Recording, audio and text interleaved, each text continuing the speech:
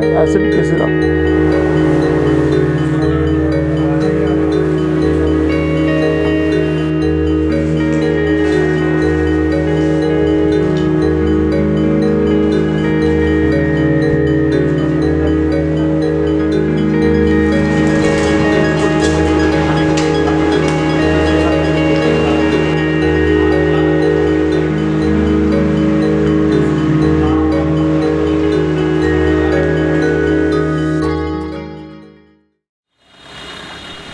Over the last 2 months, as the second COVID wave hit India brutally, social media has been flooded with images of thousands of people struggling to find oxygen in order to survive. There have also been countless pleas for urgent help in finding oxygen or hospital beds. At this time of crisis, a small NGO in Ghaziabad near Delhi stepped up and launched an oxygen langar in collaboration with a local Gurudwara. The langar or community kitchen provided those suffering from breathlessness a ready access to oxygen round the clock, saving innumerable lives at a time when most hospitals had turned them away.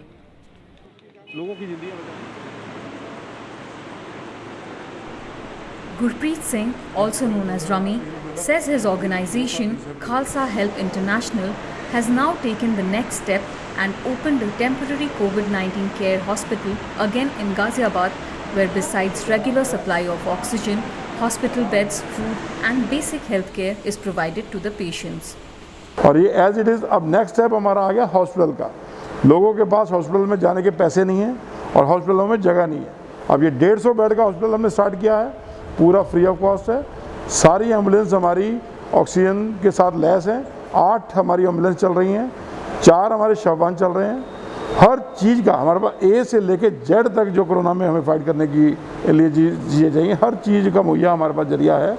और पूरे doctors की team है जो इस समय आप देख चुके हैं, अंदर हॉस्पिटल में सारे पेशेंट आए हुए हैं, किसी को भी कुछ 1 रुपया नहीं खर्चना, सारे ट्रीटमेंट हैं, सिटी स्कैन, एक्सरे, हर चीज़ मुहैया। Though it has been operational only for 3 days, the hospital has come as a lifesaver for dozens of people, especially those from the underprivileged sections of the society who had been turned away by other hospitals. इस hospital में अभी तक करीब आज 3 दिन ही हुए इस hospital को स्टार्ट किए हुए। अभी तक हमारे पास की पौने 200 पेशेंट आ चुके हैं, जिनमें से 70 से 75 ठीक होके अपने घरों को जा चुके हैं। बाकी का ट्रीटमेंट चल रहा है। हमारी हेल्पलाइन नंबर है 9097041313। मैं फिर रिपीट करता हूँ, 9097041313 हेल्पलाइन नंबर है। किसी को भी हमारी कोई भी सेवा चाहिए, आप इस नंबर पर कॉल कीजिए। Indeed, for the patients and their families, this hospital has come as a God-sent boon, and they say they are grateful to Rummy and his team. मेरा नाम पुष्पा है। मैं अपने पति को यहाँ पर लेकर आई। मेरे पति बीमार थे, बुखार हुआ था उनको, और उनके थोड़ा सा पेट में थोड़ी प्रॉब्लम हुई थी। तो जब मैं लेकर आई यहाँ, अब ठीक है मेरे पति यहाँ पर।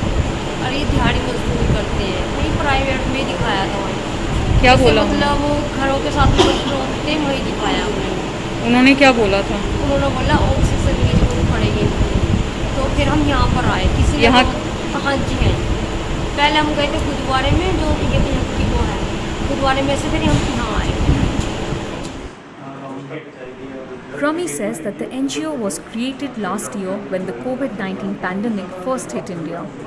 Since then, it has been providing a wide range of services and assistance to those in need. ये हमारी खालसा इंटरनेशनल का जो जन्म हुआ है, पिछले कोरोना का जब यहाँ पे अटैक हुआ था इंडिया में, तब हमारी खालसा इंटरनेशनल का संस्था का जन्म हुआ। उस टाइम पे हमने बहुत फाइट की, करीब 200 टन राशन लोगों को डिस्ट्रीब्यूट किया कि लोगों में महामारी के कारण लोग घरों में थे, कोई निकल नहीं पाया, कोई किसी का काम धंधा नहीं चला।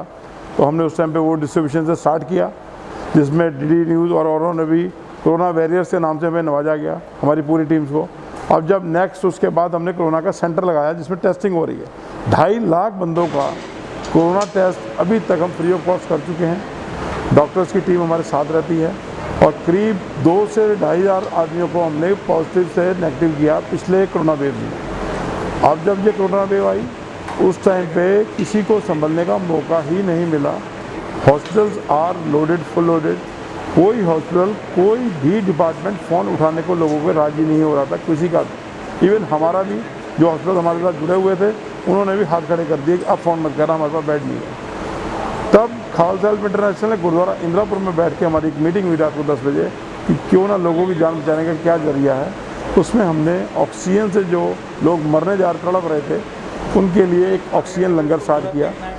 रात 11:30 बजे हमने इसका ट्रायल किया और एक वीडियो लॉन्च किया। उसके बाद करीब वहाँ पे 200 से 300 गाड़ियों का तांता लग गया गुरुद्वारे के बाहर। तब से ही वो सेवा स्टार्ट हो गई।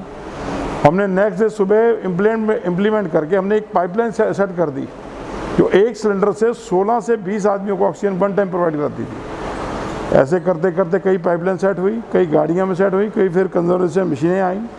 वन टाइम पे हम 60 to 70 बंदों को ऑक्सीजन प्रोवाइड कराते थे वन टाइम पे। और ये हमारी जो कारवा है पूरा 24 घंटे चलता था। करीब अभी तक हमने 12,000 आदमी जो टू द पॉइंट आए कि उनको 5, 10 मिनट, 15 मिनट ऑक्सीजन प्रोवाइड नहीं होती, वो अपनी ज़िंदगी से हाथ धो लेते। The oxygen langar attracted patients not just from Delhi or Ghaziabad, but many travelled hundreds of kilometers to get a breath of the precious commodity. Sir, यहाँ से लखनऊ 500 किलोमीटर दूर है, वहाँ से भी केसेस आए हैं जब ऑक्सीजन की मारोमार थी। कानपुर से भी आए हैं, मुजफ्फरनगर, जयपुर, पंजाब, कोई भी ऐसा आसपास का 400-500 किलोमीटर का एरिया नहीं है जहाँ से केसेस ना आए हों। हर बंदा त्राही त्राही मची पड़ी थी, ऑक्सीजन कहीं नहीं थी। गुरुद्वारा इंदिरापुरम में ऑक्सीजन का लंगर खुला बरत रहा था, तो लोगों ने वहाँ पे सेवा ली और वहाँ पे बहुत लोगों की जान बचाई गई। करीब 17-18 दिन 24 घंटे हमने वो सेंटर को 1 मिनट भी बंद नहीं होने दिया, ना ऑक्सीजन का हमने चैन टूटने दिया। Like many other success stories, Khalsa Help International also began on a very modest scale with less than 100,000 rupees in the kitty. Rami says that the commitment of the team and the work done by them has allowed them to scale up the activity dramatically. He adds that they have not had to worry about finances so far. Sir, funding ऐसा होता है जब एक अच्छे कार्य के लिए निकलते हैं ना तो कारवां जुड़ता जाता है। शायद जिस दिन हमने एक काम चालू किया था, हमारे पास शायद 50,000 लाख रुपए होगा हमारे खालसा के पास, नया हमारी ऑर्गेनाइजेशन थी। पर उसके बाद रोज़ का हमारा खर्चा 10 से 12 लाख रुपया हुआ। पता ही नहीं चला कहाँ से फंडिंग आई, वाहिगुरु ने कहाँ से रस्ते खोले। हर इंसान ने मदद की जो अपने आप में कैपेबल था। दूर दूर से, कोई अमेरिका से, कोई कनाडा से, कोई जर्मन से, इंग्लैंड से, हर तरह से हमें सहयोग मिला। तो तभी हम इतना बड़ा काम करने में पूर्ण रूप से समर्थ हुए। और आगे भी हम जब हॉस्पिटल खोलना चाह रहे हैं तो लोगों की बेस्ट विशेज़ हमारे साथ है कि आप हॉस्पिटल खोलिए, हम उस पर सपोर्ट करेंगे, तभी हमारे हौसले बुलंद है कि हम इतना बड़ा काम करने जा रहे हैं। Enthused by the success and the extent to which the intervention was needed, Gurpreet Singh Rami says that now his organization is planning to set up a permanent charitable hospital.